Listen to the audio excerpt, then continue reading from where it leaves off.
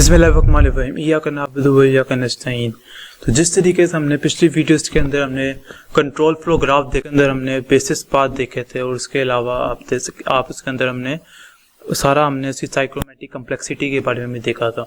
वो भी white board testing थी और आज की वीडियो के अंदर हम देखने जा रहे हैं ये भी एक वाइट बॉक्स टेस्टिंग है। आज की वीडियो के अंदर हम देखेंगे, सबसे पहले हम लोग डाटा फ्लो टेस्टिंग देखेंगे, उसके बाद हम डीयू और डीसी टेस्टिंग देखेंगे और उसके बाद हम लोग प्रोग्राम स्लाइसिंग देखेंगे कि हम तीनों के अंदर कैसे टेस्टिंग परफॉर्म करते हैं। तो सबसे पहले जो डाटा फ्लो टेस्टिंग है उसके अंदर आपने याद रखना है, हम लोग देखेंगे डिफरेंट चीज़ें जैसे डिफाइंड, इसके अंदर डिफरेंट। सबसे पहले मैं आपको सारी चीज़ें बताऊंगा वो आपने याद रखनी है। जो मैं एनोमलीज बताऊंगा कि एनोमलीज कौन सी आ सकती हैं और उसके अलावा इसमें वैलिड पाथ कौन से आ सकते हैं। जब हम वीडियो के अंदर जाएंगे तो आपको इसके बारे में और क्लैरिटी होगी कि ये सारी चीज़ें मैं आपको क्या बताऊँ। अभी तो मैं सिर्फ हवा के अंदर बता रहा हूँ, जब आप वीडियो के अंदर हम जाएंगे तब आपको सही तरीके से पता लगेगा कि ये सारी चीज़ें मैं कह रहा हूँ ये किस तरीके से सारी चीज़ें परफॉर्म करते हैं। तो सबसे पहले जो हमने देखा है कि जो आपको मैं एनोमलीज बताऊँगा, जब वीडियो स्टार्ट होगी आगे स्क्रीन के ऊपर जब हम जाएंगे तो एनोमलीज और वैलिड पाथ जो से मैं बताऊँगा वो आपने सारे नोट डाउन कर लेना है, क्योंकि उसकी बेस पर ही आप पहले जो डाटा फ्लो टेस्टिंग है वो आप उसकी बेस पर ही कर सकते हैं। तो वो जब हो जाएगी उसके बाद हम देखेंगे डीईओ डीसी टेस्टिंग और उसके बाद लास्ट में हम लोग देखेंगे प्रोग्राम स्लाइसिंग टेस्टिंग। ये जो आप सारी इसमें देखेंगे वो तो सारे आपको एक आधा क्वेश्चन इसमें हम सोल्व भी करेंगे, सारों के अंदर 2-3 क्वेश्चन हम सोल्व भी करेंगे उसके अलावा। लेकिन जो भी आपको मैं टेक्निक बताऊंगा इसका जो फॉर्मूला और इसकी सारी टेक्निक है वो सिर्फ वही रहेगी। ये इसी तरीके से जैसे एक बिल्डिंग है, उस बिल्डिंग की बेस जो सी है, अगर आपको बेस का पता लग जाए तो आप पूरी बिल्डिंग जो सी आप आसानी से समझ जाते हैं। तो ये तरीका है कि अगर आपको मैं इधर बेस बता दूंगा तो आप आगे जो सारे जिस तरह के भी क्वेश्चन होंगे वो उसी बेस के रिलेटेड ही होंगे, लेकिन वो थोड़े से डिफरेंट होंगे, तो पूछने का स्टाइल डिफरेंट हो जाएगा, लेकिन बाकी सारी चीज़ें उसी तरीके से रहेंगी। तो अगर आपको बेस की समझ आ जाएगी तो आप आगे सारे क्वेश्चन सोल्व कर सकेंगे। तो 2-3 क्वेश्चन मैंने आपकी बेस क्लियर करने के लिए आपको मैंने उसमें सोल्व किए हैं वीडियो के अंदर। उसके बाद आपने इसकी और प्रैक्टिस करनी है। जब आप प्रैक्टिस करेंगे इसकी तो आपको इसकी मज़ीद क्लैरिटी होगी। लेकिन अगर आप सिर्फ देखेंगे वीडियो, आप कहेंगे प्रैक्टिस नहीं करनी, तो आपको इसका कोई फ़ायदा नहीं होगा और आपको जो आप फीडबैक देते हैं उसका फीडबैक का भी कोई फ़ायदा नहीं होगा, क्योंकि मैंने सिर्फ आपको 2-3 क्वेश्चन ही करवा सकता हूँ। उसके अलावा जो प्रैक्टिस है वो आपको खुद करनी पड़ेगी। तो जब आप प्रैक्टिस करेंगे तो आपको उसकी और मज़ीद क्लैरिटी होगी और फिर आपको समझ आएगी। तो स्क्रीन की तरफ मूव करते हैं। तीनों टेस्टिंग, आज की वीडियो लंबी भी हो जाएगी, तो इन तीनों टेस्टिंग के बारे में शुरू करते हैं। So over to the screen. अच्छा, यहाँ पर आगे स्क्रीन के ऊपर यहाँ पर आप देख सकते हैं आज हमने देखना है कि डाटा फ्लो टेस्टिंग क्या होती है और डाटा फ्लो टेस्टिंग के अंदर हम लोग किस तरीके से टेस्टिंग को परफॉर्म करते हैं। अगेन ये जो सी आती है वाइट बॉक्स टेस्टिंग के अंदर आती है डाटा फ्लो टेस्टिंग। या पिछले जैसे हमने देखा था कंट्रोल फ्लो ग्राफ के अंदर देखा था, उसमें आपको इस तरीके से ग्राफ आपको बनाना पड़ता है, लेकिन इसके अंदर आपको इस तरीके से एक ग्राफ गिवन होगा और आपने उसमें से इस तरह से आपको ग्राफ इस तरीके से गिवन होगा। ये हम देखेंगे, इसको क्वेश्चन भी सोल्व करेंगे। इस तरह से आपको इसका ग्राफ गिवन होगा और इसमें आपने क्या फाइंड करना होगा, आपने इसमें path find. Data flow testing ये होती है अगर फॉर एग्जांपल एक्स वेरिएबल एक कोड है, फॉर एग्जांपल यहाँ पर एक कोड लिखा हुआ है, उस कोड के अंदर एक्स एक वेरिएबल है एक्स, और एक वेरिएबल सबसे पहले डिफ़ाइन होता है और डिफ़ाइन होने के बाद उसके अंदर एक वैल्यू स्टोर होती है एक्स इज इक्वल टू 5। उसके बाद उसके अंदर और फंक्शनलिटीज़ परफॉर्म होती है। इस तरीके से वो वेरिएबल चलता है। सो डाटा फ्लो टेस्टिंग के अंदर हमने उस वेरिएबल की पाथ जितने भी रास्ते से वो गुजर रहा होता है हमने वो सारा फाइंड आउट करना होता है कि ये पाथ, ये जो सा वेरिएबल है ये कहाँ से गुजरा है। तो ये चीज़ें हमने डाटा फ्लो टेस्टिंग के अंदर हमने फाइंड आउट करनी होती है। इसके अंदर सबसे पहले जो आपने चीज़ याद रखनी है, आपने ये याद रखनी है कि कौन कौन सी सही चीज़ें हैं वो आपने याद रखनी है और कौन कौन सी गलत चीज़ें हैं वो आपने याद रखनी है। ये 2 चीज़ें हमें याद रखनी है। सबसे पहले अगर तो एक वेरिएबल है एक्स, वो वेरिएबल 2 दफ़ा डिफ़ाइन हो रहा है, मतलब एक शुरू में डिफ़ाइन हुआ हो, मतलब आपने इसको शुरू में एक दफ़ा डिफ़ाइन कर दिया, एक वेरिएबल है आपने उसको डिफ़ाइन कर दिया इंटीजर एक्स, ठीक है, यहाँ पर हमने डिफ़ाइन कर दिया। उसके बाद आपने थोड़ा सा आगे जाके कोड के अंदर दोबारा हमने लिख दिया इंटीजर एक्स। तो ये जो सी चीज़ है डिफ़ाइन और डिफ़ाइन करने के बाद दोबारा डिफ़ाइन करना, तो ये जो सी है ना, जब भी इस तरह से 2 दफ़ा डी आएगा आपने कहना है ये जो सा है वो इनवैलिड है, ये सही तरीके से ये सही चीज़ नहीं है कि डिफ़ाइन करके उसके बाद उसको दोबारा डिफ़ाइन करना। तो ये एक सही चीज़ नहीं है। उसके बाद डिफ़ाइन और उसके बाद यूज़ करना, मतलब आपने एक ऊपर आपने इंटीजर वेरिएबल डिफ़ाइन की है, उसके बाद नीचे जाके आपने उसको यूज़ भी कर लिया कि x इज़ इक्वल्स टू 5 + 4, तो आपने यहाँ पे यूज़ ही करे हैं ना x वेरिएबल को। तो ये जो सी डिफ़ाइन और यूज़ करना ये बिल्कुल सही है। आप डिफ़ाइन और डिफ़ाइन नहीं कर सकते, मतलब एक दफ़ा डिफ़ाइन करके दोबारा डिफ़ाइन नहीं कर सकते, लेकिन डिफ़ाइन के बाद यूज़ करना जो कि बिल्कुल सही है। तो ये आपने याद रखना है, डी यू बिल्कुल सही होता है। यहाँ पर मैं लिख भी देता हूँ, डी यू बिल्कुल सही होता है, और डी और डी ये दोनों अगर डिफ़ाइन हो रहे हैं दोबारा डिफ़ाइन हो रहे हैं तो ये गलत होता है। उसके बाद डिफ़ाइन, उसके बाद आपने किल कर दिया, मतलब डिफ़ाइन आपने ऊपर वेरिएबल किया हुआ है, लेकिन उसके बाद आपने यूज़ नहीं किया, आपने डायरेक्ट क्या कर दिया, किल कर दिया, मतलब आपने वेरिएबल को किल कर दिया। किल का मतलब होता है ख़त्म कर दिया वेरिएबल। तो ये भी एक गलत चीज़ है, ये प्रोबेबली या प्रोग्रामिंग एरर आता है। इस तरीके से आपने डिफ़ाइन किया, उसके बाद वेरिएबल को आप बिल्कुल ख़त्म कर दो, तो ये भी इनवैलिड है। तो अगर डी के आएगा तो आपने उसको भी क्या कर देना है, इनवैलिड कर देना है। ये आपकी एक क्या होगी, एनोमलीज, तो कहते हैं एनोमलीज। अगर आपको वहाँ पर वर्ड लिखा होगा एनोमलीज, तो आपने इसका मतलब होता है क्या क्या इसके अंदर इनवैलिड केसेस हैं। उसके बाद अगर आपको लिखा हो यूज़ एंड डिफ़ाइन, अगर तो आपने अगर पहले यूज़ हो रहा है उसके बाद डिफ़ाइन हो रहा है, ये भी एक्सेप्टेबल है। उसके बाद यूज़ और उसके बाद दोबारा यूज़ हो रहा है, मतलब एक दफ़ा आपने x इज़ इक्वल टू 5 + 4 किया, उसके बाद आगे जाके आपने लिख दिया x इज़ इक्वल टू 6 + 4, दोबारा आप यूज़ कर रहे हैं। इसका मतलब है कि ये भी एक्सेप्टेबल है, ये भी सही है। उसके बाद यहाँ पर लिख लेता हूँ यू और डी भी सही है। उसके बाद यू और यू ये भी सही है। उसके बाद यू और उसके बाद यूज़ करने के बाद आपने किल किया, मतलब यूज़ आपने कर लिया लेकिन उसके बाद आपने उसको किल कर दिया, तो ये सही है। अगर आपने डिफ़ाइन करने के बाद किल किया वो गलत है, अगर आपने यूज़ करने के बाद किल किया वो सही है, ये भी आपका सही है। उसके बाद अगर आपने किल किया उसके बाद आपने डिफ़ाइन किया, मतलब एक वेरिएबल x है उसको आपने किल कर दिया, यहाँ पर आपने उसको किल किया और उसके बाद आपने उसको दोबारा डिफ़ाइन किया, उसके बाद दोबारा आपने इंटीजर x कर दिया, तो ये भी आपका एक सही पॉजिटिव केस है, एक्सेप्टेबल है।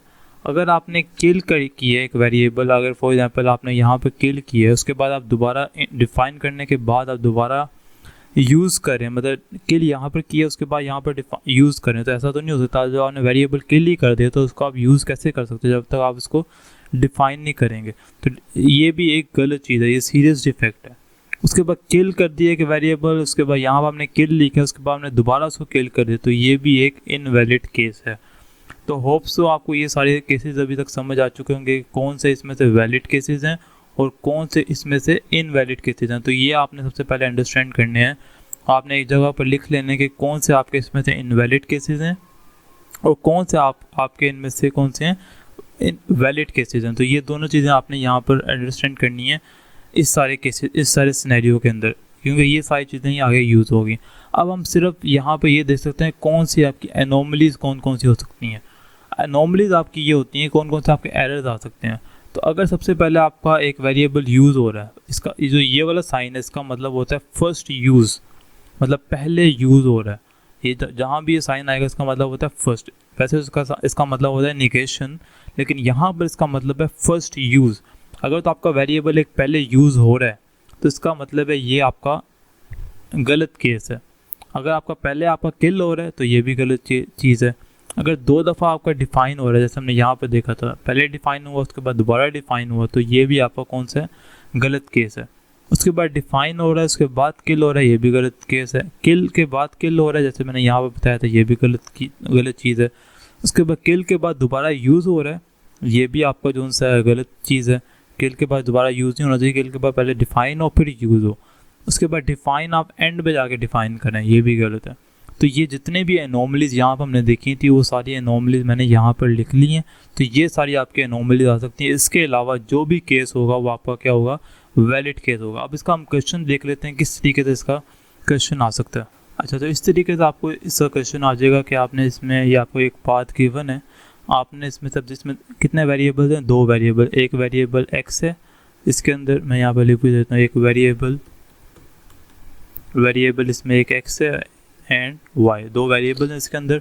अब उन्होंने आपको कहा होगा सबसे पहले आपने वेरिएबल एक्स का करना, उसके बाद वेरिएबल वाई का करना। आपने बताना है कि इसके अंदर क्या क्या एनोमलीज़ हैं। मैं यहाँ पर लिख भी देता हूँ एनोमलीज़ एंड वैलिड पाथ्स। तो ये दो चीज़ें आपने इसके अंदर फाइंड आउट करनी है और बतानी है कि कौन कौन से इसमें से वैलिड और एनोमलीज हैं इसके अंदर दोनों वेरिएबल्स के लिए। सबसे पहले हम लोग लिख लेते हैं वेरिएबल एक्स के लिए। तो सबसे पहले हमने लिखना है वेरिएबल एक्स, और आपने इसमें से सबसे पहले आपने ये काम करना है, आपने लिखना है कि इसमें से कौन कितने पाथ बन रहे हैं। अब देखें इसमें से 2 पाथ बन रहे हैं। पहला पाथ जोन से है, अगर मैं यहाँ पर लिखूँ, मैं यहाँ पर एक देखें पहला पाथ जोन से है वो ये कि एक्स जोन से वेरिएबल वो सीधा जा रहा है।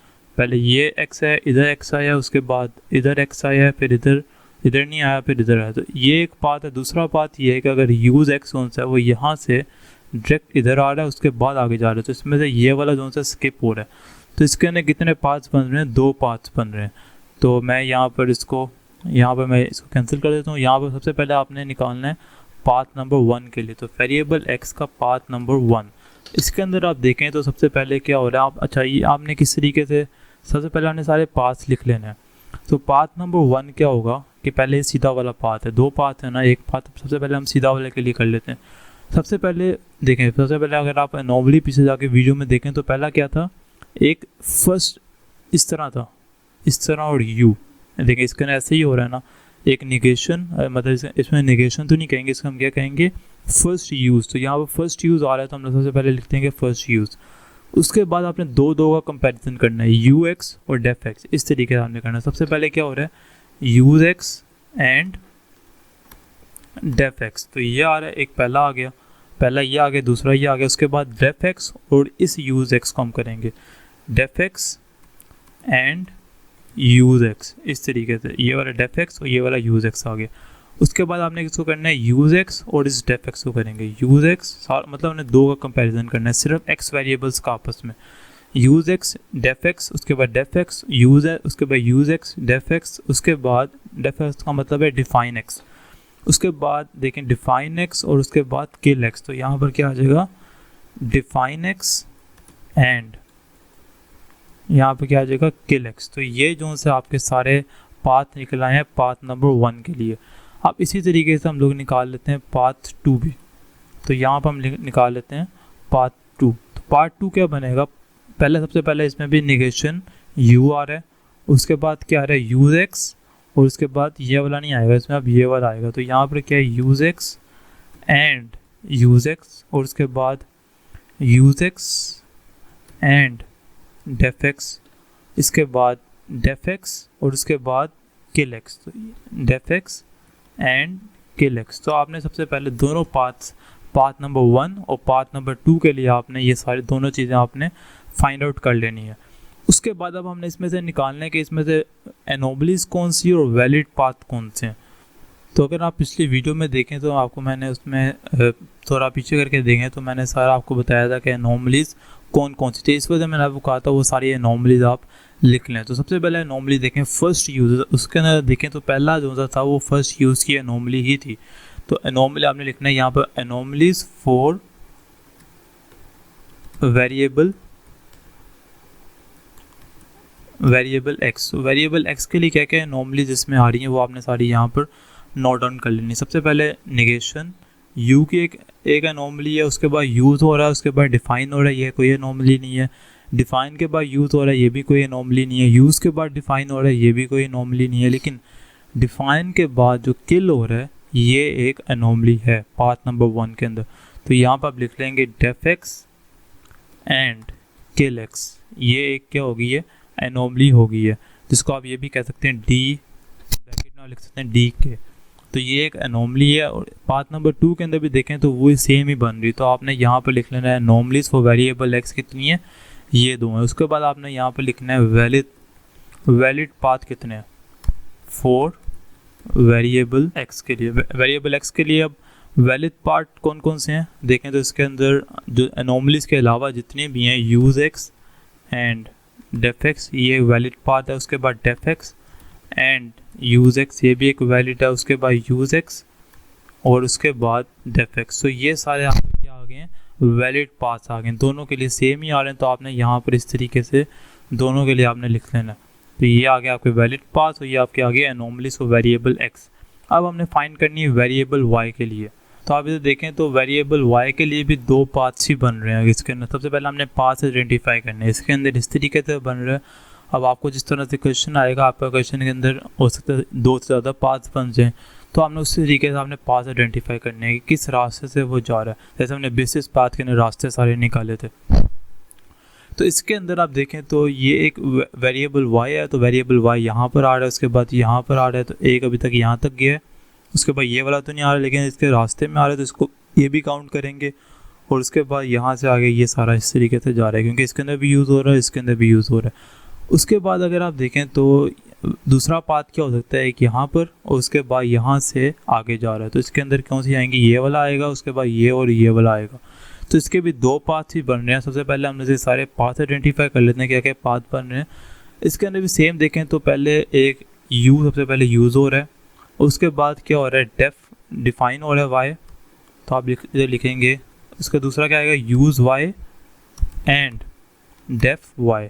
उसके बाद क्या आएगा, डेफ वाई और उसके बाद यूज़ वाई, तो यहाँ पर आ जाएगा def y and use y. और उसके बाद क्या आएगा, उसके बाद अगर इसमें देखें तो डेफ वाई और यूज़ वाई हो गया, उसके बाद यूज़ वाई और डेफ वाई, तो यहाँ पर आ जाएगा use y and def y. और उसके बाद क्या हो जाएगा, इसका मतलब है डिफाइन का, डेफ का मतलब डिफाइन, उसके बाद डिफाइन वाई और किल वाई, तो यहाँ पर क्या आ जाएगा, define y and kill y. तो इसके अंदर हमने इस तरीके से सारे, हम सबसे पहले हमने पाथ आइडेंटिफाई कर लिए, पाथ 1। अब हम निकाल लेते हैं पाथ 2। तो इसके अंदर सबसे पहले ये इसी तरीके से आ रहा है, नोट यूज़। उसके बाद आगे क्या है, यहाँ पर यूज़ वाई, और उसके बाद यहाँ पर आ रहा है यूज़ वाई, 2 दफ़ा यूज़ आ रहा है, use y and use y. और उसके बाद आप देखें तो यूज़ वाई और use y and def y. और उसके बाद क्या आ रहा है, डिफाइन वाई और किल वाई, तो यहाँ पर आ जाएगा define y and kill y. तो इस तरीके से ये पाथ नंबर 2 भी इसका निकल गया। अब हमने इसमें से क्या फाइंड आउट करना है, अब इसमें से हमने सबसे पहले एनोमलीज फाइंड करनी है। यहाँ पर आप लिख सकते हैं anomalies for variable y। So variable y के लिए हमने सबसे पहले एनोमलीज फाइंड आउट कर लेनी है कि कौन कौन सी इसमें से एनोमलीज बन सकती हैं। तो आप वीडियो को बैक करके भी देख सकते हैं कौन कौन सी एनोमलीज बनी, सेम ही बन रही है, इसके अंदर भी सेम ही बन रही है। ज़रूरी नहीं है कि हर क्वेश्चन के अंदर सेम ही बने, तो लेकिन जो एनोमलीज आपको वहाँ पर आइडेंटिफाई करवा दी हैं सारों के अंदर, उसी हिसाब से हमने चेक करना है। तो यूज़ वाई जोन से फर्स्ट यूज़ जोन से ये एक एनोमली बनेगी वेरिएबल y के लिए भी। और दूसरी एनोमली क्या बनेगी, डिफाइन एंड किल। डिफाइन करने के बाद आपने क्या कर दिया, define y and kill y, तो ये एक आपकी क्या बन गई, डी के जो सी आपकी एनोमली बनी है।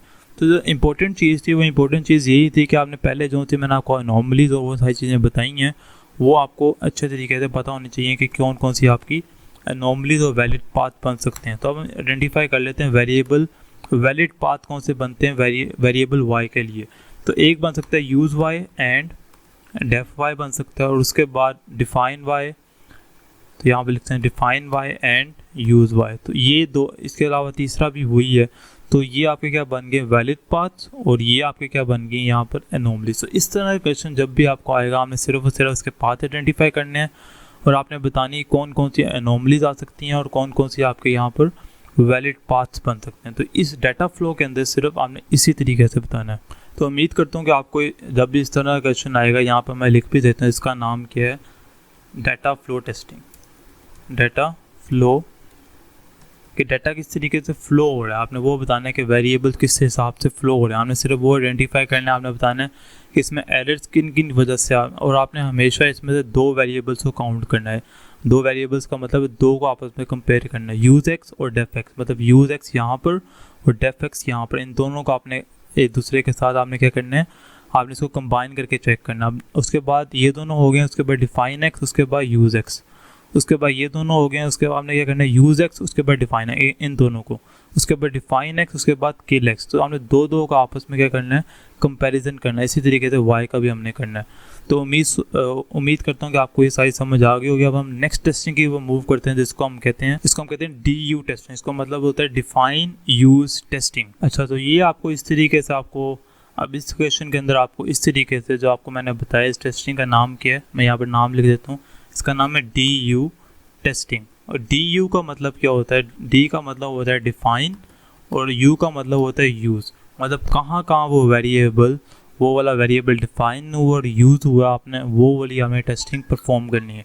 तो इसमें आपको इस तरीके से कोड दे दिया जाएगा और आपको ये भी दे दिया जाएगा कि आपने किस वेरिएबल के ऊपर, अब इसके अंदर डिफरेंट वेरिएबल हैं, जैसे एक वेरिएबल है स्टाफ डिस्काउंट, एक वेरिएबल है टोटल प्राइस का, एक वेरिएबल है प्राइस का, इसी तरीके से आगे वेरिएबल डिस्काउंट का वेरिएबल है।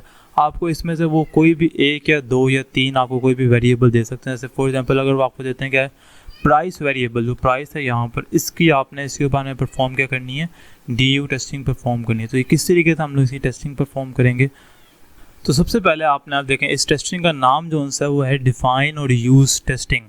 तो डिफ़ाइन और यूज़ का मतलब है जैसे उन्होंने आपको कह दिया कि ये वेरिएबल नंबर कौन सा प्राइस के ऊपर आपने define and use testing perform करनी है। तो इसका मतलब ये है कि आपने देखना है कि ये जो वेरिएबल है प्राइस, ये कहाँ कहाँ डिफ़ाइन हुआ है और कहाँ कहाँ यूज़ हुआ है। सबसे पहले आपने इसको देखना है कि कहाँ कहाँ ये डिफ़ाइन हुआ। तो आपने इस तरीके से आपने लिख देना है कि ये जो प्राइस वेरिएबल है आपने इस तरीके से लिख देना है प्राइस, और आपने कॉमा लगा के लिख देना है कि ये कौन सी लाइन नंबर पर डिफ़ाइन हुआ है। डिफ़ाइन का आपको मैं मतलब बता दूं, डिफ़ाइन का मतलब ये होता है कि आप वेरिएबल को आप कुछ कोई वैल्यू उसको डिफ़ाइन करवा रहे हो, उसको आप दे रहे हो या आप उसको इनिशियलाइज़ करवा रहे हो। तो आप इसमें देख सकते हैं कि जो वेरिएबल नंबर प्राइस है, ये प्राइस जो है ये इनपुट हो रहा है, इसके अंदर कोई वैल्यू जो सी डाली जा रही है। ये इसके ना देखें तो इनपुट हो रहा है, इसका मतलब है यहाँ पर कोई वैल्यू डाली जा रही है, इसका मतलब है यहाँ पर वो क्या हो रहा है, डिफ़ाइन हो रहा है, इनपुट हो रही है इसके अंदर। तो यहाँ पर आप लिख सकते हैं कि ये 5 नंबर लाइन पर क्या हो रही है, डिफ़ाइन हो रहा है। और उसके अलावा देखें कहीं और तो डिफ़ाइन नहीं हो रहा, हमने सारों को हर पूरे कोड के देखने कहाँ कहाँ ये क्या हो रहा है, डिफ़ाइन हो रहा है। तो उसके बाद देखें तो ये लाइन नंबर 8 पर दोबारा से इस पर इनपुट ली जा रही है, तो यहाँ पर भी ये क्या हो रहा है, डिफ़ाइन हो रहा है। तो आप यहाँ पर लिख सकते हैं कि प्राइस वेरिएबल जो है वो यहाँ पर क्या हो रहा है, लाइन नंबर 8 पर दोबारा से डिफ़ाइन हो रहा है। तो इस तरीके से मैंने, अगर आप देखें तो और वो कहीं भी प्राइस वेरिएबल जो है डिफ़ाइन नहीं हो रहा, अगर हो रहा है तो आप वो भी यहाँ पर लिखेंगे। तो अभी डिफ़ाइन वेरिएबल, प्राइस वेरिएबल कहीं भी डिफ़ाइन नहीं हो रहा, तो हमने ये दो सिर्फ निकालेंगे, यहाँ ये क्या हो रहा है, डिफ़ाइन हो रहा है। उसके अलावा अब हमने देखना है कहाँ कहाँ ये वेरिएबल यूज़ हो रहा है। तो यूज़ कहाँ कहाँ हो रहा है, यहाँ पर आप देख सकते हैं कि वाइल के अंदर प्राइस जोन्स है, ये देखें ये जो लूप है इधर वाइल, ये चल किसकी बेस पर है, ये प्राइस वेरिएबल की बेस पर ही चल रहा है कि अगर प्राइस वेरिएबल की वैल्यू जो सी है वो नॉट इक्वल्स टू 1 होगी तब ये चलेगा। तो ये किसकी बेस के ऊपर चल रहा है, ये प्राइस की बेस के ऊपर चल रहा है। तो इसका मतलब है प्राइस वेरिएबल यहाँ पर क्या हो रहा है, यूज़ हो रहा है। तो आपने क्या लिखना है, आपने लिखना है प्राइस, और यहाँ पर लिखना है आपने कि 6 लाइन नंबर पर हो रहा है तो आपने लिखना है 6, और उसके बाद कहाँ पर यूज़ हो रहा है, आप देखें यहाँ पर टोटल प्राइस की जो वैल्यू है वो भी प्राइस की मदद से ही सेट की जा रही है कि प्राइस वेरिएबल जहाँ पर जो उसकी वैल्यू होगी उसकी बेस पर ही टोटल प्राइस की वैल्यू सेट होगी। तो यहाँ पर प्राइस वेरिएबल क्या हो रहा है, यहाँ पर भी यूज़ हो रहा है। तो जहाँ जहाँ यूज़ होगा वहाँ आपने क्या कर देना है, इस तरीके से हमें लिख देना है कि यहाँ पर भी प्राइस वेरिएबल क्या हो रही है, यूज़ हो रहा है। तो ये इसके अलावा अगर आप देखें तो इस पूरे कोड के अंदर कहीं भी प्राइस वेरिएबल क्या हो रहा है, यूज़ नहीं हो रहा। तो ये हमने फाइंड आउट कर लिया कि कहाँ कहाँ डिफ़ाइन हो रहा है, कहाँ कहाँ क्या हो रहा है, यूज़ हो रहा है। तो आपने देखना है, तो जैसे यहाँ पर ये 2 दफ़ा ये है तो यहाँ पर लिखना है 2, और ये देखें ये भी 2 है। तो आपने इन दोनों को आपस में मल्टीप्लाई करना है, तो इसका आंसर क्या आएगा, इसका आंसर आएगा 4। तो 2 × 2 क्या होता है, 2 आपने इसको मल्टीप्लाई करना है, 2 मल्टीप्लाई करना है तो आपका आंसर क्या आ जाएगा, 4। इसका मतलब है 4 इसके पार्ट्स बनेंगे। अब हमने इसके पार्ट्स हमने आइडेंटिफाई करने के इसके क्या क्या पार्ट्स बनेंगे। तो इसका मतलब इसके 4 पार्ट्स बनेंगे। आपने पार्ट्स कैसे आइडेंटिफाई करने, जब आपका यहाँ पर जैसे सबसे पहले इसका पाथ क्या बनेगा, 5 से स्टार्ट हो रहा है, तो सबसे पहले इसका पाथ बनेगा 5, और 5 के बाद क्या होगा, 6 आ रहा है। सारी लाइन नंबर जिस हिसाब से आ रही होंगी आपने वो सारी लिखनी है। तो 5 के बाद 6 आ रहा है, लेकिन 6 पर क्या आ रहा है, वाइल लूप। तो जब भी आपने ये याद रखना है, देखें जब आपको नोट्स आपके बन रहे होंगे साथ साथ, तो आप यहाँ पर नोट डाउन करेंगे कि जब भी आपका लूप आएगा या इफ स्टेटमेंट आएगी वहाँ पर आके आपका वो क्या हो जाएगा, आपका पाथ ब्रेक हो जाएगा। तो इसका क्या बनेगा, 5 और 6 बनेंगे सबसे पहले। तो पहला पाथ आपका क्या बना है, 5 और 6। अब हमने 5, 6 निकाल लिया, अब इसका मतलब यहाँ पर हमने ब्रेक डाउन कर दिया था अपना पहला पाथ। अब हमने इसके अंदर भी जाना है, तो 5, 6, 7, इसके बाद इसका नेक्स्ट पाथ क्या बनेगा, 5, 6, और उसके बाद क्या बनेगा, 7। तो इस तरीके से हमने इसके 2 पाथ आइडेंटिफाई कर लिए। उसके बाद देखें दोबारा यहाँ पर क्या हो रही है, जिसके अंदर इनपुट हो रही है। तो इनपुट हो रही है, इसका मतलब है हमने इसको दोबारा से यहाँ से स्टार्ट करेंगे। हमने सारा इसका आइडेंटिफाई कर लिया हुआ, अब हमने दोबारा से इसको स्टार्ट करेंगे 8 से। यहाँ पे देखें दोबारा, ये आपने याद रखनी, जहाँ पर वो आपका जितनी दफ़ा डिफाइन हुआ वहाँ से हमने दोबारा शुरू करना है। सबसे पहले आपका डिफाइन 5 पर हुआ तो हमने 5 से लेके चले, सबसे पहले हम 5 6 लेके चले हैं, फिर 5 6 7 लेके चले। अब देखें 8 पर वो दोबारा डिफाइन हो रहा है तो हम लोग 8 से ही दोबारा आगे लेके चलेंगे। 8 अब हम यहाँ हम 5 नहीं लिखेंगे, हम यहाँ से 8 से लेके चलेंगे। 8 अब कहाँ जा रहे हैं, 8 के बाद वो कहाँ पे जा रहे हैं 9। 9 जो सी लाइन है यहाँ पर क्या हो रहा है, ये वाइल लूप ख़त्म हो रहा है, तो यहाँ से यहाँ पर ब्रैकेट लगी हुई है, ब्रैकेट दोबारा ऊपर जाएगी, तो 8 9 के बाद क्या आ जाएगा 6। 6 पर फोर लूप लगा है तो हम लोग यहाँ पर अपनी स्टेटमेंट क्या कर देंगे, एंड कर देंगे, जैसा आपको मैंने पहले बताया था। उसके बाद अब ये हो गया, उसके बाद हम क्या करेंगे, हमने इसको दोबारा आगे लेके जाना। तो जब इसको दोबारा आगे लेके जाएंगे इसका मतलब है पुराने वाले वैसे के वैसे आएंगे, 8 9 और उसके बाद 6, और 6 के बाद हम लोग कहाँ पर लेके जाएंगे 7 के ऊपर लेके जाएंगे, और 7 के ऊपर आके ये एंड हो जाएगा।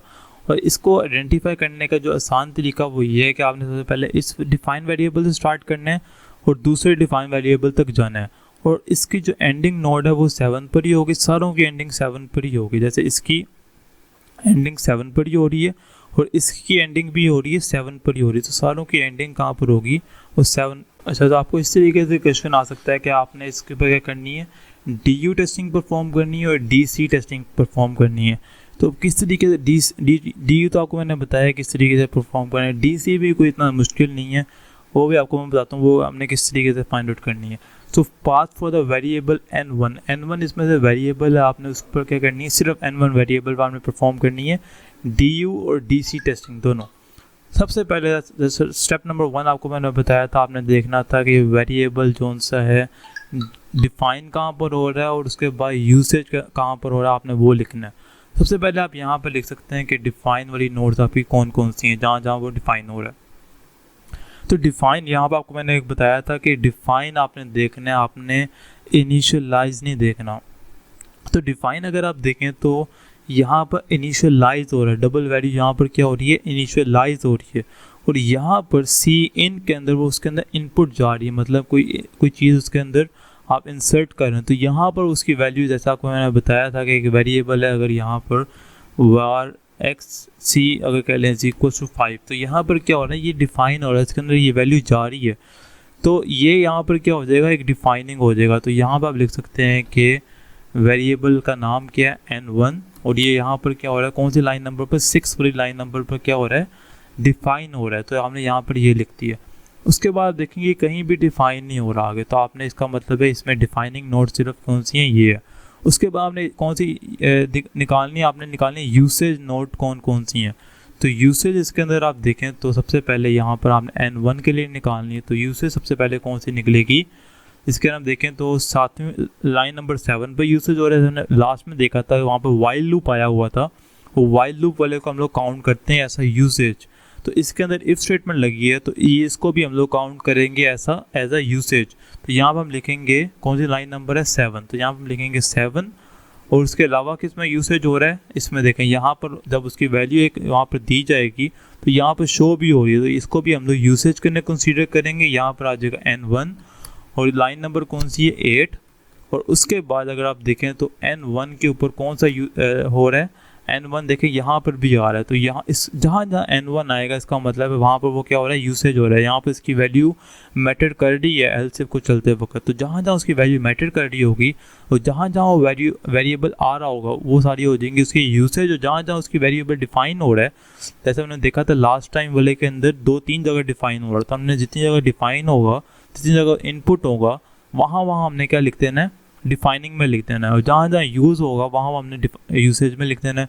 तो ये लाइन नंबर कौन सी है 9 है, तो यहाँ पर हमने लिख दिया लाइन नंबर कौन सी है 9, तो ये हमने DU हमने इसके पास आइडेंटिफाई कर लिए हैं। अब मैंने आपको बताया था कि हमने इसको मल्टीप्लाई करना है, तो डिफाइन वाला 1 है और यूसेज वाला कितना है 3 है, तो हमने 1 मल्टीप्लाई बाय 3 = 3, तो इसका मतलब है इसके क्या बनेंगे 3, इसके जो आप कह सकते हैं इसके 3 पाथ्स बनेंगे। तो सबसे पहले आपने यहाँ पर एक इस तरीके से हमने इसका टेबल ड्रॉ कर लेना है। तो टेबल के अंदर सबसे पहले हमने देखना है पाथ के अंदर क्या आएगा, पाथ के अंदर देखें सबसे पहले इसका क्या बन रहा है 6, और 6 के बाद कहाँ पर जाएगा 7, तो यहाँ पर एक इसका पाथ क्या बन जाएगा 6 और 7। यहाँ पाथ के अंदर आपने ये लिखना है, और रेंज के अंदर आप लिख सकते हैं जैसे 6 से लेके 7 तक जा रहे हैं तो आप यहाँ पर लिखने 6 to 7, तो ये आपका क्या आ गया, रेंज आ गई है। और ये फिजिबल है कि नहीं है, तो यहाँ पर आप फिजिबल का मतलब होता है अगर तो ये मतलब छोटे से भरा जा रहा है जिसका मतलब है फिजिबल, अगर ये भरे से छोटा जाएगा इसका मतलब है फिजिबल नहीं है। तो ये फिजिबल है तो यहाँ पर आप लिख देंगे येस। और डीसी का मतलब ये होता है कि अगर फॉर एग्जांपल एक वेरिएबल जो सा वो डिफ़ाइन हो रहा है और डिफ़ाइन होने के बाद दोबारा जो सा वो यूज़ हो रहा है, दोबारा अगर वो दोबारा डिफ़ाइन हो रहा है, जैसे फॉर एग्जांपल यहाँ पर इनपुट लिए, ये वेरिएबल कौन सा 6 वाली लाइन पे इनपुट लिए और 7 वाली यहाँ पर, इसके बाद अगर फॉर एग्जांपल एक और लाइन होती है या यहाँ पर आगे जाकर 8 वाली लाइन के अंदर या 8 वाली लाइन से थोड़ा सा पहले यहाँ पर दोबारा वो सीन हो जाता, सीन मतलब उसके अंदर दोबारा से वो डिफ़ाइन हो जाता, तो इसका मतलब है दोबारा डिफ़ाइन हो रहा और उसके पाथ के अंदर लाइक अगर तो इसके अंदर 6-7 बन रहा है, इसके अंदर 6-7 के अंदर दोबारा वो डिफ़ाइन नहीं हो रहा, अगर तो वो दोबारा डिफ़ाइन होगा और उसकी रेंज उसकी पाथ के अंदर वो आ रहा होगा कि इसका मैं आपको इस तरीके से बताता हूँ आसान तरीके में कि अगर तो यहाँ पर एक कोड है, इसका लाइन नंबर 1 है और यहाँ पर वो क्या हो रहा है, सीन हो रहा है, एक वेरिएबल n1 को ही कंसीडर कर लेते हैं, ये लाइन नंबर 2 है और यहाँ पर एक इफ स्टेटमेंट लगी हुई है, तो इस स्टेटमेंट के अंदर n1 कुछ भी हो रहा है, फॉर एग्जांपल कुछ भी हो रहा है। उसके बाद लाइन नंबर 3 है, इसके अंदर जाके सीन दोबारा हो रहा है किसमें, n1 के अंदर। तो इसके अंदर आप देखें ये दो जगह डिफ़ाइन हो रहा है, एक जगह यहाँ पर डिफ़ाइन हो रहा है तो इसका क्या होगा, एक डिफ़ाइन यहाँ पर हो रहा है 1 पर, एक डिफ़ाइन कहाँ पर हो रहा है 3 के ऊपर। तो इसका अगर एक पाथ, इसका ऐसे पाथ कितने बनेंगे, इसके एक यूसेज नोड कौन सी है, 2 वाली है, 2 में यूसेज हो रहा है और 1 और 3 में क्या हो रहा है, डिफ़ाइन हो रहा है। तो 2 into 1 क्या होता है, 2 ही होता है। इसका मतलब इसके दो पाथ बनेंगे, एक पाथ इसका क्या बनेगा 1 और 2 बनेगा और दूसरा पाथ इसका बनेगा 1 2 और उसके बाद क्या बनेगा 3। तो अगर आप इसमें देखें तो अब देखें यहाँ पर 1 पर भी ये डिफ़ाइन हुआ है, 3 पर भी डिफ़ाइन हुआ, इसका मतलब है ये क्या है, ये डीसी पार्ट ये नॉट डीसी है। तो कहने का मकसद ये है अगर वो दोबारा उस पाथ के अंदर अगर वो दोबारा डिफ़ाइन हो रहा हुआ इसका मतलब है वो डीसी पाथ नहीं है। अगर तो नहीं, अब देखें इसके अंदर 6 और 7 के अंदर दोबारा डिफाइन नहीं हो रहा, तो इसका मतलब है डीसी पाथ है, तो यहाँ पर आप क्या लिख देंगे, येस लिख देंगे। उसके बाद नेक्स्ट पाथ अगर हम कैसे निकालेंगे, यहाँ पर आप देखेंगे 6 7 तो हमने लिख लिया, तो इसका अगला पाथ क्या निकलेगा, उसके बाद हम निकालेंगे 6 7 और उसके बाद 8, एक हम लोग और अंदर चले जाएंगे क्योंकि यहाँ पर भी ये वेरिएबल आ रहा है। जहाँ अगर तो यहाँ पर n1 नहीं लिखा होगा तो आप इसको कंसीडर नहीं करेंगे, तो यहाँ पर हम क्या लिखेंगे 6 7 और उसके बाद क्या आ जाएगा 8। अब इसकी रेंज हम कैसे निकालेंगे, रेंज आप सिंपल 6 to 8 फिजिबल है तो यहाँ पर आप लिख देंगे ये फिजिबल है, यस। और डीसी भी है, देखें दोबारा इसमें रीडिफाइन नहीं हो रहा, तो यहाँ पर क्या आ जाएगा यस। और उसके बाद यहाँ पर लास्ट हम निकाल लेते हैं, इसका पाथ क्या बनेगा 6 7 8 और उसके बाद क्या बन जाएगा 9। अब इसका अगला पाथ क्या बनेगा, आपने इसका अगला पाथ निकालना है 6 7 8 वाले को कंसीडर नहीं करेंगे क्योंकि 8 वाला हम लोग ऑलरेडी निकाल चुके हैं, तो इसका क्या आएगा 6 7 और उसके बाद क्या आ जाएगा 9। तो यहाँ पर हम लिखेंगे 6 7 और उसके बाद 9। अब देखें इसका अगर देखें तो यूसेज जो लास्ट थी वो 9 थी, तो इसको हमने ये याद रखना है कि आपकी जो लास्ट वाली नोड होगी वो हमेशा जो आपकी लास्ट वाली यूसेज होगी वहाँ पर जाके इसकी एंडिंग होगी। तो ये 6 7 9 आ जाएगा और इसकी रेंज क्या निकल आएगी, वो 6 to 9 निकल आएगी, वो फिजिबल होगा, येस ये भी फिजिबल होगा, तो यहाँ पर आप लिख देंगे येस। और उसके बाद अगर डीसी भी है क्योंकि यहाँ पर रीडिफाइन नहीं हो रहा, तो यहाँ पर आप लिख देंगे येस। तो इस तरीके से आपने डीयू और डीसी पाथ की आपने यहाँ पर आपने ये टेस्टिंग परफॉर्म कर ली। ये भी आपने आसान तरीके से हमने ये देख ली किस तरीके से आपने जो आपको वेरिएबल देंगे उसके हिसाब से आपने ये फाइंड आउट करके, और आपने अब देखें यहाँ पर जितनी आप प्रैक्टिस करेंगे इन क्वेश्चंस की उतनी आपको इसकी और मज़ीद समझ आएगी। और आपने ये याद रखना है कि जब भी यहाँ पर इफ़ स्टेटमेंट आएगी तो ये यहाँ पर क्या हो जाएगा, टूट जाएगा। देखिए 6 7 इफ़ स्टेटमेंट आई, ये टूट गया, अगला पाथ क्या बनेगा 6 7 फिर 8 बनेगा। तो जब भी इफ़ स्टेटमेंट आएगी या फॉर लूप आएगा तो आपने इसको क्या कर देना है, तोड़ देना है। तो इस तरीके से आप जहाँ भी देखेंगे आप हर सिनेरियो के अंदर आपने इसी तरीके से फॉलो करेंगे। इस सारी एक जो इमारत होती है ना वो एक बेस के ऊपर खड़ी होती है, जब आपको बेस की समझ आ जाए तो आप पूरी इमारत को आप बना सकते हैं। तो आपने ये इसकी बेस है, आपको अगर बेस की समझ आ गई तो आपको यहाँ पर इतना लंबा कोड भी आएगा तो आप उसको ईज़िली परफॉर्म कर सकते हैं। तो इसके अंदर आप देख सकते हैं कि इसके अंदर प्रोग्राम स्लाइसिंग हमने इस तरीके, प्रोग्राम स्लाइसिंग होती है क्या, वो ये होती है कि आपने वो चीज़ देखनी है। जैसे फॉर एग्जांपल उन्होंने आपको कहा है कि लाइन नंबर 5 लाइन नंबर ये है जो कि वेरिएबल कौन सा सी वेरिएबल है, तो इसके ऊपर आपने क्या परफॉर्म करनी है, प्रोग्राम स्लाइसिंग। तो आपने ये देखना है कि इस सी वेरिएबल को कौन कौन सी लाइन जो सी वो अफेक्ट कर रही है। तो अफेक्ट वाली लाइन वो होती है कि जैसे सी के ऊपर उस वेरिएबल का क्या क्या असर पड़ रहा है। अब देखें इसके अंदर सी अगर वेरिएबल है, इसके अंदर वैल्यू का असाइन करनी है, वो किसकी मदद से हो रही है, वो ए की मदद से भी हो रही है, वो बी की मदद से भी हो रही है। तो इसलिए आप देख सकते हैं कि अब यहाँ पर देखें डी के वेरिएबल की मदद से उसकी वैल्यू इफेक्ट नहीं हो रही। तो इसके अंदर कौन कौन सी लाइन आएगी, एक लाइन नंबर 1 आएगी, इसकी मदद से इफेक्ट हो रहा है, तो लाइन नंबर 1 आ गई है। उसके अलावा 2, क्योंकि यहाँ पर बी भी आ रहा है तो ये भी इसमें इफेक्टिव है, क्योंकि बी की वैल्यू अगर 7 होगी इसका मतलब है सी की वैल्यू चेंज होगी। 3 की वैल्यू अगर 4 कर दें तो तब भी सी की वैल्यू पर फ़र्क पड़ेगा। तो सी की वैल्यू पर जो फ़र्क पड़ेगा हमने वो वाली वैल्यू कंसीडर करनी है। और यहाँ पर ए है, यहाँ पर बी है, तो ये लाइन नंबर 2 है, ये आ जाएगी। उसके बाद इसमें से सी की वैल्यू जो मर्ज़ी हो जाए, यहाँ पर दोबारा से वो इनिशियलाइज हो रहा है, तो इसके अंदर ये दोबारा यहाँ पर आ रहा है, तो इस वजह से हम कंसीडर नहीं करेंगे, हम लोग इसको 5 को उसके बाद कंसीडर करेंगे। तो इस तरह इसकी क्या आ जाएगी, प्रोग्राम स्लाइसिंग आ जाएगी। उसके बाद आप देख सकते हैं कि उसके बाद हमने लाइन नंबर 3 के लिए भी फाइंड करनी है। तो लाइन नंबर 3 के अंदर सिर्फ बी वेरिएबल आ रहा है, बी वेरिएबल की वैल्यू अगर चेंज होगी 7 हो जाती है तब भी सी की वैल्यू पर इसका इफेक्ट पड़ेगा। इसमें सिर्फ 2 आ रहा है और 3 आ रहा है, इस वजह से हम सिर्फ 2 और 3 को लेंगे और इस तरीके से हम लोग प्रोग्राम स्लाइसिंग कर लेंगे। तो प्रोग्राम स्लाइसिंग के अंदर आपने ये चीज़ याद रखनी है, आपने ये चीज़ देखनी है कि कौन कौन से ये वेरिएबल जोन सा आपका एक वो उस पर क्या क्या कौन कौन सी चीज़ें उस पर अफेक्ट डाल रही हैं, कौन कौन सी चीज़ें उस पर असर डाल रही हैं। यहाँ पर मेरे कहता हूँ कौन कौन सी चीज़ें उस पर असर डाल रही हैं। आपने सिर्फ वो चीज़ें वो लाइन आपने सिर्फ कंसीडर करनी है जो जिसकी मदद से उस वेरिएबल की जो वैल्यू है वो चेंज हो रही है। तो हम इसके हम क्वेश्चन देख लेते हैं, इसमें क्वेश्चन आपको किस तरह से आ सकता है। तो इसके अंदर उन्होंने आपको कहा है कि हमने प्रोग्राम स्लाइसिंग परफॉर्म करनी है वेरिएबल जे के लिए, किस लाइन पर, लाइन नंबर 12, 19 और 28 के अंदर। तो अगर आप देखें तो आपने जो से वो आपको लाइन नंबर्स कहेंगे आपने सिर्फ वो वाली लाइन पर आपने जाना है। जैसे लाइन नंबर कौन सी है, 12 पर उन्होंने कहा जी कौन सा वेरिएबल है, जे वेरिएबल आपने देखना है, जे वेरिएबल है। जे वेरिएबल किधर है, ये अब देखें ये यहाँ पर दोबारा से इनिशियलाइज हो रहा है। अब जे की वैल्यू इधर क्या है, 1 है। तो अब आपने देखना है कि इसके ऊपर तो आप देखेंगे नहीं, क्योंकि जहाँ पर आपका इनिशियलाइज दोबारा हो रहा है, अगर तो फॉर एग्जांपल इंटीजर जे यहाँ पर ऊपर कहीं लिखा होता तो आपने क्या करना था, आपने उस वेरिएबल जहाँ पर इनिशियलाइज हो रहा है वहाँ से लेकर आपने जहाँ लाइन नंबर तक उन्होंने कहा है वहाँ तक आपने देखना था ये कहाँ ये इसको कोई चीज़ अफेक्ट कर रही है। तो ये आप यहाँ पर देखें तो यहाँ पर आके दोबारा से वो क्या हो रहा है, इनिशियलाइज हो रहा है, यहाँ पर इनिशियलाइज हो रहा है। तो इसका मतलब है यहाँ से आगे आपने देखना है, लेकिन उन्होंने आपको सिर्फ लाइन नंबर 12 तक ही कहा है, तो आपने सिर्फ लाइन नंबर 12 पर ही देखना है कि ये कहाँ अफेक्ट हो रहा है। तो आपने देखना है कि यहाँ पर देखेंगे सिर्फ जे प्लस हो रहा है, इसका मतलब है जे की वैल्यू यहाँ पर 1 से क्या हो रही है, 2 हो रही है। तो इसका मतलब है इसका क्या बनेगा, प्रोग्राम स्लाइस पहले वेरिएबल के लिए, तो ये होगा जे वेरिएबल लाइन नंबर सिर्फ 12 पर ही हो रहा है। तो आपने इसको सिर्फ इस तरीके से हमें लिख देना है।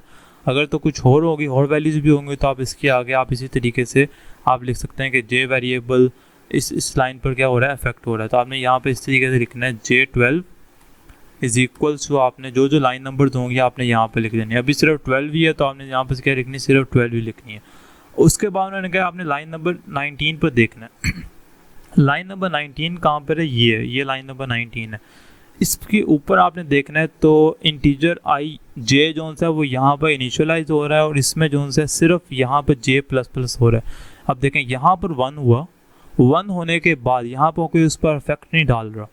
इफेक्ट का मतलब ये होता है, जैसा आपको मैंने पहले भी बताया था, कि उसकी वैल्यू चेंज हो, जो उसकी पहली शुरू में वैल्यू थी उसकी वैल्यू अगर चेंज हो गई, मतलब यहाँ पर उसकी वैल्यू पर इफेक्ट डाल रहा है, यहाँ पर नहीं डाल रहा। तो अगर जे यहाँ पर क्या होगा, प्लस होगा, इसका मतलब है वैल्यू उसकी चेंज होगी, 1 से क्या होगी, 2 होगी।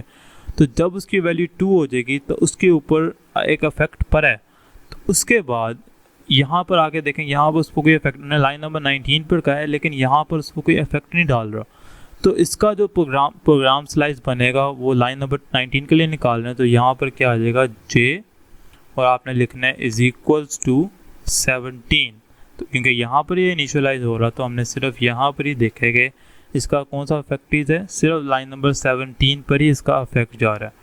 उसके बाद हम देख लेते हैं लाइन नंबर 28 पर क्या हो रहा है। लाइन नंबर 28 पर है नीचे, जो कि यहाँ पर है, तो यहाँ पर इनिशियलाइज कहाँ पर हो रहा है, ये हो रहा है यहाँ पर लाइन नंबर 23 पर इनिशियलाइज हो रहा है। और यहाँ पर भी देखें तो सिंपल सिर्फ यहाँ पर क्या हो रहा है, J++ हो रहा है। तो आप इसमें भी सिर्फ क्या काउंट करेंगे, यहाँ पर आप जाएंगे और यहाँ पर लिखेंगे J और इज इक्वल्स टू क्या लिखेंगे 20, लाइन नंबर 23। तो आप देखें यहाँ पर भी सिर्फ एक अफेक्ट ही है, क्योंकि अब देखें ये इसी तरीके से लाइक फॉर एग्जांपल एक आपकी वैल्यू उन्होंने शुरू में, जैसे आपको आप एग्ज़ाम यूनिवर्सिटी के अंदर आपके फाइनल एग्ज़ाम्स हैं, तो आपके फाइनल एग्ज़ाम के अंदर आपका वेरिएबल है f, इसकी वेटेज कितनी है 40, तो इसकी वेटेज 40 है। अभी इसको आपको कोई इसका आपको अफेक्ट नहीं पड़ रहा। अगर फॉर एग्जांपल यहाँ पर आपके एग्ज़ाम्स हुए और एग्ज़ाम्स के अंदर ये आप होगा, मतलब ये आपके ऑब्टेन मार्क्स, ठीक है, ये आपके ऑब्टेन मार्क्स आए हैं, तो ऑब्टेन मार्क्स आपके फॉर एग्जांपल आते हैं इज इक्वल्स टू 20 आते हैं फॉर एग्जांपल, तो आपके क्या हो जाएंगे 40 नहीं आपके रहेंगे, अब आपके क्या हो जाएंगे 20 हो जाएंगे। इसका मतलब अगर ये लाइन नंबर 1 है और ये लाइन नंबर 2 है, तो अगर वो आपसे पूछें कि f वेरिएबल पर कौन कौन सी जगह अफेक्ट पड़ रहा है, तो आप सिर्फ कहेंगे कि 2 पर अफेक्ट पड़ रहा है, 1 पर नहीं कहेंगे, क्योंकि 1 पर तो वो पहले से इनिशियलाइज है। जब 2 पर वो दोबारा इनिशियलाइज हुआ, जब वो आपने ऑब्टेन मार्क्स लिए, तब आपकी वैल्यू क्या होगी 20 होगी। इसका मतलब है कि लाइन नंबर 2 पर आपका एक वेरिएबल दोबारा से इनिशियलाइज हुआ है, दोबारा इनिशियलाइज नहीं हुआ, दोबारा से आपकी वैल्यू सेट हुई है f के लिए, तो आप उसको कंसीडर करेंगे कि अब आपकी वैल्यू क्या होगी, o की वजह से आपकी वैल्यू क्या होगी 20 होगी। इसी तरह यहाँ पर आप देख सकते हैं कि यहाँ पर j की वैल्यू क्या हुई है, इनिशियलाइज हुई है। उसके बाद यहाँ पर J++ हो रहा है, तो यहाँ पर j की वैल्यू पर कोई अफेक्ट पड़ रहा है। जब भी किसी वैल्यू पर आप देखेंगे अफेक्ट पड़ रहा है, कोई चीज़ आप पर अफेक्ट डाल रही है, तो वो आपको कंसीडर करेंगे। उन्होंने आपको कहा था लाइन नंबर 28 का, तो लाइन नंबर 28 ये थी, उसके ऊपर जितना भी जहाँ जहाँ J आएगा आपने वो देखना है। अब J देखें यहाँ पर, अगर तो यहाँ पर इनिशियलाइज यहाँ पर ना होता, यहाँ पर वो खाली लिखते J=1, तो आपने यहाँ से काउंट नहीं करना था। तो आपने ऊपर से जहाँ पर वो लास्ट टाइम इनिशियलाइज हुआ है, जैसे यहाँ पर लास्ट टाइम इनिशियलाइज हुआ है, तो आपने वहाँ से लेकर आपने एंड तक देखना था लाइन नंबर 28 तक कि कहाँ कहाँ उसका अफेक्ट पड़ रहा है। तो यहाँ पर दोबारा इनिशियलाइज हुआ, तो आपने सिर्फ यहाँ से काउंट करना है और यहाँ पर ही वो देख सकते हैं J++ भी हो गया, तो ये यहाँ पर अफेक्टिव भी है। तो आपने सिर्फ J=23 लिख देना था, तो ये आपका इस तरीके से ये प्रोग्राम स्लाइसिंग होगी, इतनी सी सिर्फ आपने ये याद रखना है कि जब आप वो कहेंगे प्रोग्राम स्लाइसिंग, तो आपने सिर्फ ये देखना है कि कहाँ कहाँ उस वेरिएबल पर अफेक्ट पड़ रहा है। अफेक्ट का जो कीवर्ड है ना, वो बहुत ज़्यादा कीमती है। ये इसी तरीके से जैसे आप डेली लाइफ के अंदर आपको कोई चीज़ अफेक्ट कर रही है, मतलब अफेक्ट आप असर डाल रही है। जैसे आपके अगर अभी फाइनल एग्जाम होने लगे हैं, तो फाइनल एग्जाम आपकी ज़िंदगी के अंदर क्या डाल रहे हैं, अफेक्ट डाल रहे हैं, आपकी ज़िंदगी पर असर डाल रहे हैं, तो वो सिर्फ फाइनल एग्जाम कंसीडर होंगे कि ये आपकी चीज़ आपकी अफेक्ट डाल रही, तो ये वाली लाइन नंबर ही सिर्फ कंसीडर होगी। तो जब जब वो वेरिएबल की वैल्यू चेंज होती रहेगी, उस पर अफेक्ट पड़ता रहेगा, तो आपने सिर्फ वो को काउंट करना है। अब इसका एक और तरह का क्वेश्चन भी देख लेते हैं। अच्छा, तो ये एक और तरह का प्रैक्टिस क्वेश्चन हम देख लेते हैं कि जैसे उन्होंने आपको कहा हुआ है कि आपने प्रोग्राम स्लाइसेस परफॉर्म करनी है, किस लाइन के लिए, लाइन नंबर 6 के लिए, 7 के लिए, 8 के लिए और 9 के लिए। अब देख लेते हैं ये लाइन नंबर है किधर। सबसे पहले हमने ये देख लेना है लाइन नंबर है किधर। वेरिएबल कौन सा, वेरिएबल पे देखना है, वेरिएबल कौन सा, N1 वेरिएबल, N1 कौन सा, ये वाला वेरिएबल है। तो उन्होंने आपको कहा 6, लाइन नंबर 6 ये है 6, 7 किधर है, ये है 7, 8 किधर है, ये है 8 और 9 किधर है, ये है 9। तो अगर आप देखें इसके अंदर के वेरिएबल 6 जो N1 है, वो अब देखें आप किधर किधर उस पर अफेक्ट पड़ रहा है। सबसे पहले हमने देखना लाइन नंबर 6 के अंदर। तो लाइन नंबर 6 के अंदर तो सिर्फ इजी सा सीन है, आपने देखना है कि ये वेरिएबल नंबर N1 है, इसमें सिंपल यहाँ पर तो इनपुट हो रही है, इसका मतलब यहाँ पर तो इसका अफेक्ट पड़ रहा है, तो आपने सिंपल लिख देना है 6 नंबर लाइन पर तो इसका अफेक्ट पड़ रहा है ऑब्वियस। इसके ऊपर देखें तो यहाँ पर वो इनिशियलाइज हुआ है, लेकिन यहाँ पर कोई वैल्यूज़ को असाइन नहीं की गई, यहाँ पर सिर्फ आपका लिखा गया फाइनल एग्जाम्स। यहाँ पर फाइनल एग्जाम पर देखो उसकी वेटेज 40 नहीं लिखी गई, 40 उसकी आप यहाँ पर लिखेंगे सी इन जब करेंगे, तो ऊपर तो उसका कोई इफेक्ट पड़ ही नहीं रहा, बेशक आप यहाँ पर 10 वेरिएबल बना दें वो कोई इफेक्ट नहीं पड़ेगा। तो यहाँ पर जब उसकी वैल्यू चेंज करेंगे तो यहाँ पर उसका क्या पड़ेगा, इफेक्ट पड़ेगा। तो आपने लिख दिया कि N1 वेरिएबल लाइन नंबर 6 पर इसका वैल्यू चेंज हो रही है तो यहाँ पर इसका अफेक्ट पर है, यहाँ पर इनपुट हुआ है तो इस वजह से इसको हम कंसीडर करेंगे। अब हम देख लेते हैं लाइन नंबर 7 के ऊपर, यहाँ पर आप लिख लें N1 कौन सी लाइन नंबर 7 के ऊपर, 7 पे ऊपर देख लेते हैं क्या अफेक्ट पड़ रहा है। और साथ आप इधर ये भी लिख लेंगे लाइन नंबर 6 के लिए, जो कि आप यहाँ पर लिख लें बेशक ये लाइन नंबर 6 के लिए, उसके बाद आप लिख लें ये लाइन नंबर 7 के लिए। इस तरीके से आप यहाँ पर ये चीज़ें भी लिख लें, ठीक है। तो ये हमने लिख लिया। अब हमने देखना लाइन नंबर 7 के ऊपर क्या अफेक्ट ही पड़ रहा है। अफेक्ट ही देखें यहाँ पर लाइन नंबर 7 है ये, ठीक है। N1 जो सी वैल्यू है ये किसकी बेस पर चल रही है, इसकी बेस पर चल रही है।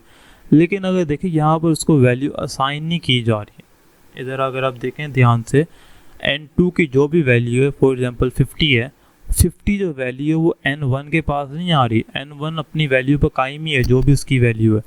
तो यहाँ पर अगर आप देखें तो N1 की वैल्यू बिल्कुल भी चेंज नहीं हो रही, कोई भी उस पर इफेक्ट नहीं पड़ रहा। तो यहाँ पर आप लिखेंगे कि लाइन नंबर 7 पर भी सेम ही रहेगा, यहाँ पर आप कुछ भी चेंज नहीं होगा।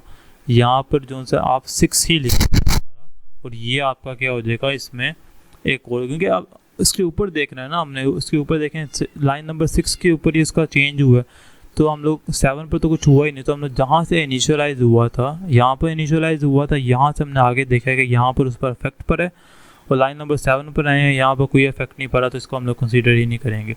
अब हम देख लेते हैं लाइन नंबर 8। तो लाइन नंबर 8 पर अगर हम देखें तो यहाँ पर आप देख सकते हैं कि लाइन नंबर 8 ये है, यहाँ पर N1 की वैल्यू सिर्फ प्रिंट एफ हो रही है, कोई इफेक्ट नहीं डाल रही, कोई आपकी N1 की वैल्यू चेंज नहीं हो रही। उसके बाद यहाँ पर देखें लाइन नंबर 7 में वैसे नहीं हो रही थी, क्योंकि यहाँ पर कोई वैल्यू N1 को नहीं मिल रही। सिर्फ जो चेंज आ रहा है वो सिर्फ सी इन ही कर रहा है। सी इन का मतलब यहाँ पर ही सिर्फ इनपुट दे रहा है, इसके अलावा और कहीं भी उसकी वैल्यू N1 की देखें। इसी तरीके से अगर फॉर एग्जांपल यहाँ पर मैं N1 की वैल्यू लिख देता हूँ 10, यहाँ पर मैं इस लाइन पर लिख देता हूँ कि 10 should be less greater than और इक्वल्स टू N2 की वैल्यू है 20। तो यहाँ पर N1 की वैल्यू, तो उसके बाद अगली लाइन पर लाइन नंबर 8 पर आ जाते हैं। यहाँ पर 10 वो क्या कर रहा है, प्रिंट कर रहा है। तो यहाँ पर देखें जो शुरू में इनपुट दिया था अभी तक वो 10 ही चल रहा है, तो उसकी वैल्यू जब चेंज ही नहीं हो रही, उस पर इफेक्ट ही नहीं डाल रहा, तो मैं किस वजह से लिख दूँ कि ये वाली लाइन उस पर इफेक्ट डाल रही है। तो इफेक्ट अभी तक देखें तो सिर्फ 6 वाली लाइन ही डाल रही है। तो यहाँ पर इस वजह से आप क्या लिखेंगे, सिर्फ 6 ही लिखेंगे। जो चीज़ें किसी पर असर डाल रही होती हैं सिर्फ आपने वो कंसीडर करनी है, ठीक है। अब देखें लाइन नंबर 9 के लिए भी उन्होंने कहा हुआ, तो ये बहुत ही आसान तरीके का सवाल था कि लाइन नंबर 9 के अंदर आपने क्या करना है, ये देखना है। लाइन नंबर 9 ये, इसके अंदर भी सेम चीज़ है, अफेक्ट नहीं डाल रही, अफेक्ट सिर्फ 6 वाली लाइन ही डाल रही। देखें यहाँ से ऊपर से देखें कोई लाइन अफेक्ट डाल रही है, सिर्फ लाइन नंबर 6 ही अफेक्ट डाल रही, तो इसके अंदर भी क्या आ जाएगा, सिर्फ 6 को आपने काउंट करना है, क्योंकि उसके अलावा कोई भी वैल्यू N1, अगर यहाँ पर फॉर एग्जांपल लाइन नंबर 7 में ये होता, लाइन नंबर 7 में ये होता N1 is equals to N2, इस तरीके से, मतलब N2 की वैल्यू है, N2 की वैल्यू ऊपर हमने इनपुट दी 20 और यहाँ पर N1 की वैल्यू क्या थी 10, N2 की वैल्यू किस में आ गई, N1 में आ गई, तो N1 की वैल्यू क्या होगी 20 होगी। अगर तो लाइन नंबर 7 में इस तरीके से लिखा होता N2 की वैल्यू N1 में जा रही होती, तब हम लाजमी काउंट करते 7 नंबर लाइन को, लेकिन यहाँ पर वैसे नहीं हो रहा, तो इस वजह से हम इसको कंसीडर नहीं करेंगे और आपके जो प्रोग्राम स्लाइसिंग है वो आपकी सिंपल इस तरीके से आ जाएगी। आपने सिर्फ ये लिखना है कि ये वाली लाइन इस वाली लाइन को अफेक्ट डाल रही है, इस वेरिएबल को अफेक्ट डाल रही है, तो ये हमने यहाँ पर लिख दी है। ये जो उनसे हमने लिखना है, ये लाइन नंबर 6 के लिए, ये लाइन नंबर 7 के लिए, लाइन नंबर 8 के लिए, ये लाइन नंबर 9 के लिए। और आपने ये चीज़ भी देखनी कहाँ से वो इनिशियलाइजेशन स्टार्ट हुई है और वो कहाँ तक जा रही है। होप सो आपको ये सारी जो टेस्टिंग आज हमने देखी, डाटा फ्लो टेस्टिंग, उसके अलावा DU और DC टेस्टिंग, और उसके बाद जो लास्ट हमने देखी प्रोग्राम स्लाइसिंग, आपको इसकी समझ आ गई होगी। अच्छा, वीडियो तो आपने देख ली किस तरीके हमने सारी टेस्टिंग परफॉर्म की। इसके अंदर में सारी तीनों जो बहुत ही इंपॉर्टेंट टेस्टिंग है, अब आपके इतने ज़्यादा मैंने टेस्टिंग की चीज़ें क्लियर कर दी हैं आज की वीडियो के। जैसे हमने ये टेस्टिंग की देखी है, डाटा फ्लो टेस्टिंग, उसके बाद DU और DC टेस्टिंग, और उसके बाद में लास्ट में जो देखी है program slicing testing. Program slicing के अंदर आपको मैं एक मेन चीज़ बता दूं कि इसके अंदर आपने जिस भी चीज़ पर मेन फोकस करना है वो ये होगा कि आपने देखना है कि कौन सी चीज़, कौन से आपका वेरिएबल, उसको कौन सी चीज़ अफेक्ट कर रही है। ऐसे हमने इसमें देखा था एक जे वेरिएबल है, फॉर एग्जांपल अगर जे वेरिएबल है तो वो जे वेरिएबल किस किस वजह से उस पर अफेक्ट पड़ रहा है कि जिसकी वजह से उसकी वैल्यू जो सी वो दोबारा चेंज हो रही। तो आपने ये प्रोग्राम स्लाइसिंग करना, आपने सिर्फ ये चीज़ देखनी है कि किस किस वेरिएबल की वजह से उस वेरिएबल के ऊपर अफेक्ट पड़ रहा है। तो अगर उस पर अफेक्ट नहीं पड़ रहा, आपने उस चीज़ को काउंट नहीं करना। जिसकी वजह से उस पर अफेक्ट पड़ रहा है, सिर्फ आपने उसी चीज़ उसी लाइंस को आपने सिर्फ काउंट करना है। तो दूसरी चीज़ आपने इसमें ये याद रखनी है कि एक वेरिएबल उधर इनिशियलाइज, एक शुरू में इनिशियलाइज हुआ है, उसके बाद दोबारा इनिशियलाइज हुआ है, और एक पहली लाइन है उधर इनिशियलाइज हुआ है, उसको 2-3 लाइनें छोड़ने के बाद चौथी लाइन पर इनिशियलाइज हुआ है। उसके बाद उन्होंने आपसे पूछा है कि 5वीं लाइन का आप बताएं कि इसकी प्रोग्राम स्लाइसिंग क्या होगी। तो आपने इनिशियलाइज जहाँ से पहली दफ़ा हुआ वहाँ से स्टार्ट नहीं करना, आपने स्टार्ट करना है दूसरी लाइन से जहाँ से वो इनिशियलाइज दोबारा हुआ। तो वहाँ से लेकर आपने आगे तक का सारा काउंट करना है, आपने शुरू से काउंट नहीं करना। अगर आप शुरू से काउंट करेंगे तो आपका वो गलत हो जाएगा। तो जहाँ से वो लास्ट टाइम इनिशियलाइज हुआ है वहाँ से आपने उसके आगे आपने काउंट करना है कितनी दफ़ा वो उस पर अफेक्ट पड़ा है।